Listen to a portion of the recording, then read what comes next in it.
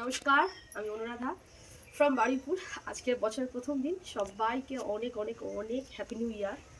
আজকে তোমাদের জন্য একটুখানি অন্যরকম একটা ভিডিও এনেছি। তোমরা অনেকেই আমার কাছে গাছের আপডেট জানতে চেয়েছিলে, সো ভাবলাম চলো আজকে বাড়িতে আছি, ছুটির দিন, আর বছরের প্রথম দিনটা যদি এরকম সুন্দর গাছেদের সাথে শুরু হয় তাহলে আশা রাখছি সারা বছরটা খুব ভালোই কাটবে। তো চলো তোমাদেরকে দেখাই যে আপাতত এই মুহূর্তে আমার বাড়িতে বা আমার বাগানে কী কী ফুল গাছ রয়েছে। তো চলো ভিডিওটা দেখতে থাকো, আই হোপ তোমাদের ভালো লাগবে। তো এসো চলো। ডান দিকে এখানে রয়েছে অ্যালামুন্ডা, একটু ভালো করে দেখাও। এখানে রয়েছে অ্যালামুন্ডা, এটা কিছু কাটিং হয়েছে, দ্যাটস ওয়াই এরকম। আশা রাখছি এরপরে খুব ভালো কিছু ভ্যারাইটি আমি তোমাদের সামনে তুলে ধরতে পারবো।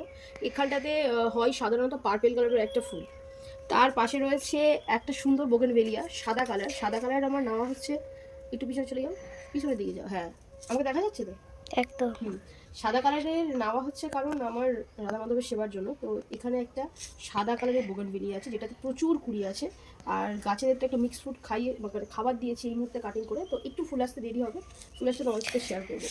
এখানে আরও একটা অ্যালামুন্ডা রয়েছে, এটা একটা ইয়ালোর সাথে একটা কম্বিনেশন ভ্যারাইটি আছে। এখানে আমার গোপীনাথের কিছু জামা কাপড় ঝুলছে। লাল জবা আছে, এটা একটা পিঙ্ক কালারের ভ্যারাইটি আছে, আর এটা একটা পুনে ভ্যারাইটির লাল জবা। গাছটার বয়স অনেক বছর, প্রতিটা ডালেই দেখতে পাচ্ছ কুড়ি হয়েছে প্রচুর। আর পাশেই রয়েছে তো আমার তুলসী মন্দির। তুলসী মন্দিরের পাশে তো একটা লাল জবা রাখতে হয়, এটা বাস্তু খুব ভালো হয়। যারা তোমরা জানো না এই বিষয়গুলো, আমি তো একটু বিশ্বাস করি এই বিষয়গুলো, তাই করা। তুলসী মন্দিরের পাশে একটা লাল জবা।